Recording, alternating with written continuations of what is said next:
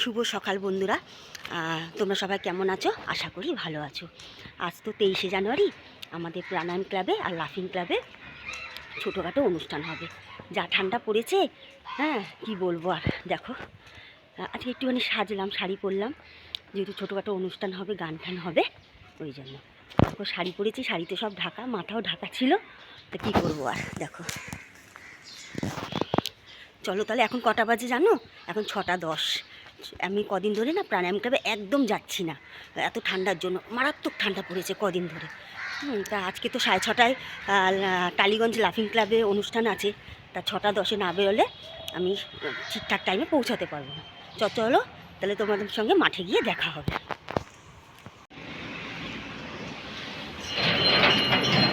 দেখো কালকে রাম মন্দির উদ্বোধন ছিল না, কি সুন্দর মন্দিরটাকে সাজিয়েছে।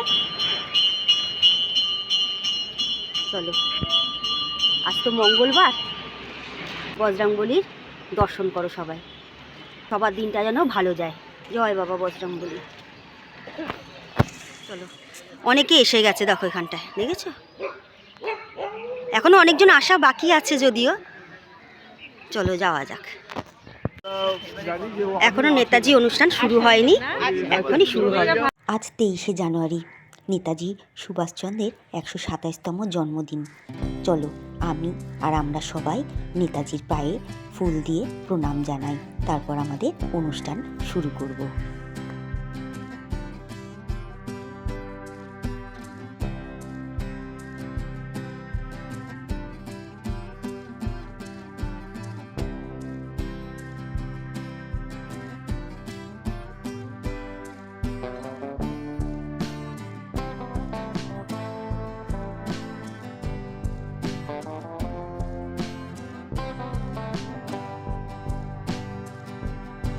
নেতাজি সুভাষ ফিরে এসো, নেতাজি সুভাষ ফিরে এসো। চল সবে ভারত সন্তান, মাতৃভূমি করে আহ্বান। চল সবে ভারত সন্তান, মাতৃভূমি করে আহ্বান। পুত্র ভিন্ন মাতৃদণ্ড কে করে মোচন, পুত্র ভিন্ন মাতৃদণ্ড কে করে মোচন। ওঠো জাগো সবে বলো মাগো, তব পদে সপিন পরাণ। সবে ভারত সন্তান, মাতৃভূমি করে আহ্বান। এই গানটি শেষ হওয়ার পরে থাকবে কিছু দাদা দিদিদের নিজের হাতের লেখা কবিতা আর নেতাজির কিছু জীবন কাহিনী। সেগুলো শোনো। আসলে সেগুলো না কেটে কিছু ছোট করতে পারলাম না, যে কেটে ছোট করতাম তাহলে তোমাদের ভালো লাগতো না শুনতে, তার জন্য ভিডিওটা অনেকটা বড় হয়ে যাচ্ছে। তা তোমরা শোনো, আশা করি তোমাদের ভীষণই ভালো লাগবে। পরে দাঁড়াও।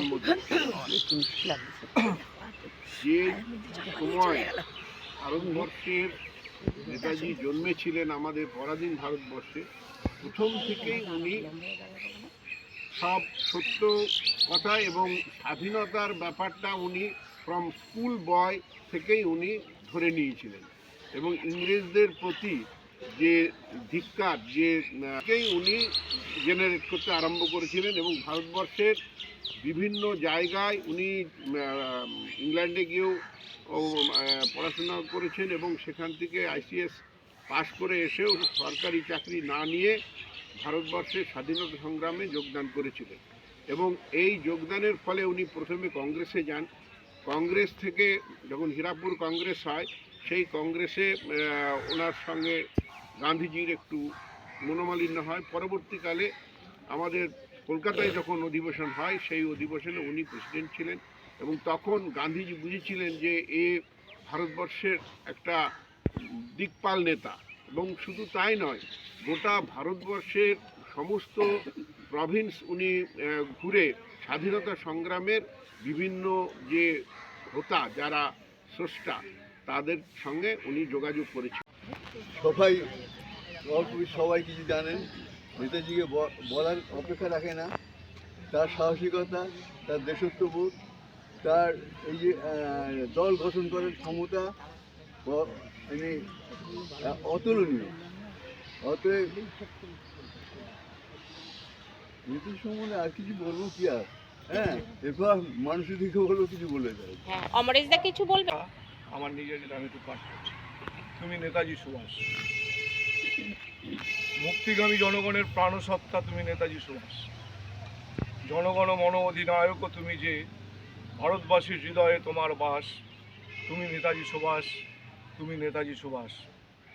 জাগ্রত আত্মার তুমি সোচ্চার কণ্ঠ, স্বাধীনতাকামী সমগ্র জনগণের, তোমার মরণপণ বীরের লড়াই করেছে নয়ন মণি তরুণ সমাজের, তুমি নেতাজি সুভাষ, তুমি নেতাজি সুভাষ।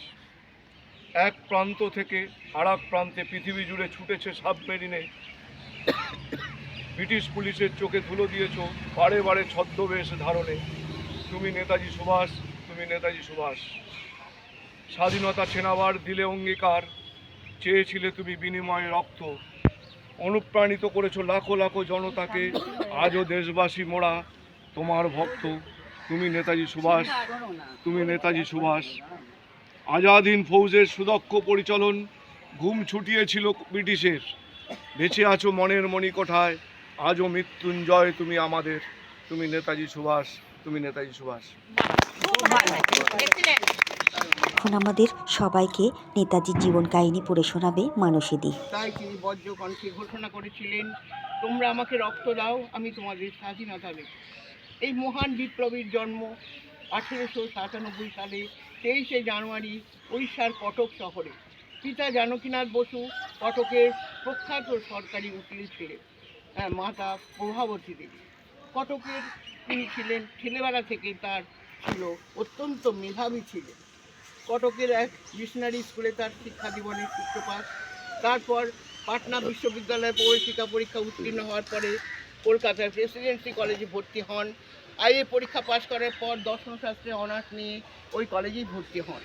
কলেজে অধ্যয়নকালে অধ্যাপক ওটেনের ভারত বিদ্বেষী অশালীন উক্তির প্রতিবাদে কলেজ থেকে বহিষ্কৃত হন।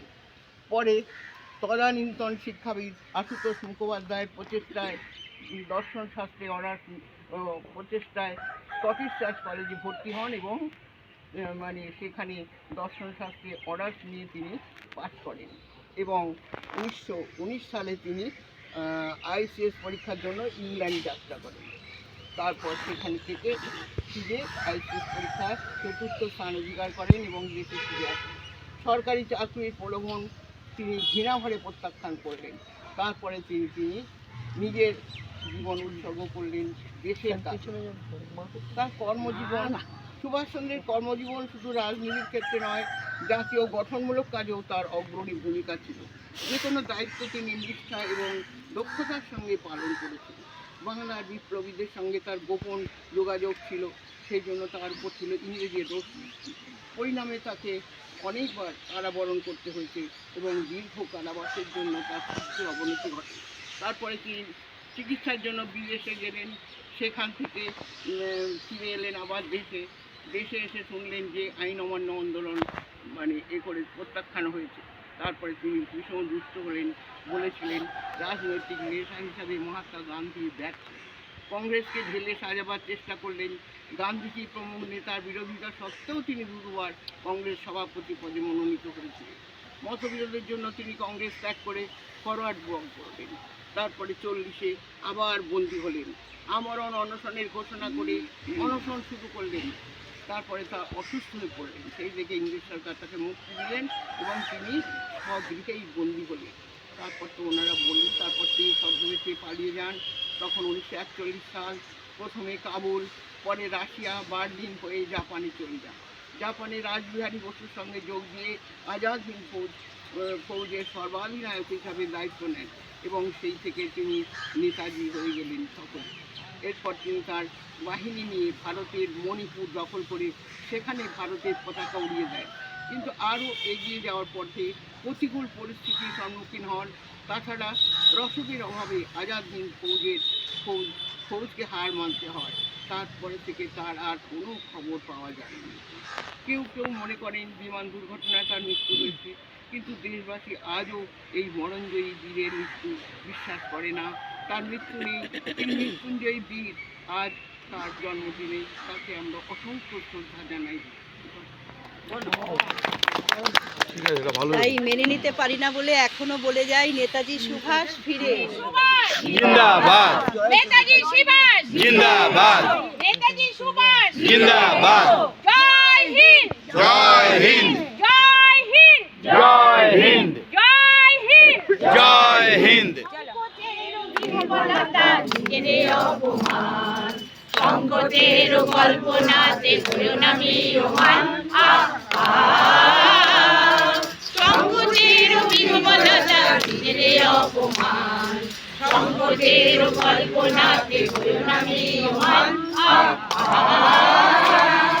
মুক্ত করো ভয়, কারো মাঝে শক্তি ধরো, নিজের করো জয়। মুক্ত করো ভয়, আপন মাঝে শক্তি ধরো, নিজের করো জয়। খোলা আকাশ, খোলা মাঠ, সঙ্গে কনকনে ঠান্ডা। তাই এবছর আর নেতাজির জন্মদিনটা বেশি দূর এগোনো গেল না। আমরা খুব সংক্ষিপ্ততে এবছর সারলাম। তাই অনুষ্ঠানের শেষে একটু আমাদের চা আর বিস্কিট। এত ঠান্ডায় আমরা চাটাই চাই, তাই না বলো? হ্যাঁ,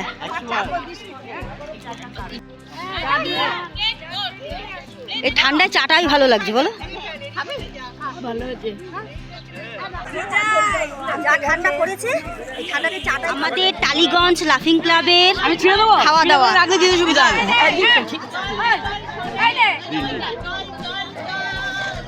এগুলো হচ্ছে নানপুরি, তাই তো? মিষ্টি চা। নানপুরি না, এটা যে নেতবাড়ি ওই যে কি বলে নান নান নান নানপুরি, নানপুরি, নানপুরি, মিষ্টি, চানা, চানা বাটারা, চানা বাটারা। এটাকে চানা বাটা এটা হচ্ছে কংসদা। কংসদার তরফ থেকে। এই যে কংসদা হলো এই যে, আমারটা বলো। মিনাদি। সবাই তুলে নিন তুলে নিন তুলে নিন বলো, এই তো তুলে নিন। কই আরে সবাই ওখানে চলে গেলে হবে কি? আজকের মতন টালিগঞ্জ লাফিং ক্লাবের অনুষ্ঠান এটুকুই। আর বেশিক্ষণ দাঁড়াতে পারলাম না, এই যে খাবার নিয়ে চললাম। এখন এই গাড়িতে উঠবো, চলো। হাঁপিয়ে গেছে। টালিগঞ্জ লাফিং ক্লাবের তো অনুষ্ঠান দেখলে খুব ভালো অনুষ্ঠান হয়েছে। এখন আমরা গাড়িতে উঠেছি, এখন যাবো তোমার ওয়ারলেস প্রাণায়াম ক্লাবে। ওখানে গিয়ে আবার তোমাদের সাথে দেখা হবে।